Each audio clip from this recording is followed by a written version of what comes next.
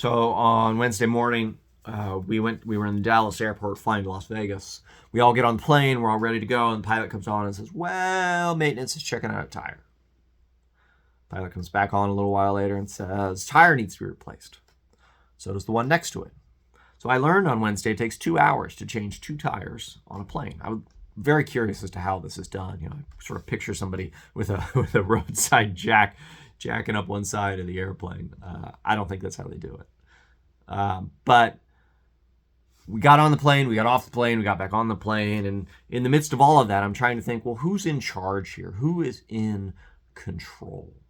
And it just makes me think of Inauguration Day, because we have a change in the presidency, and every cycle around this time, I read a lot of articles that say the president has less authority than we often attribute to him. And there's the checks and balances that seem to be working pretty well. We hope that's what they're there for. But then, I started thinking about this in relation to Aquinas's arguments. And the second argument is an argument from cause, that for anything to exist, it must ultimately have a cause.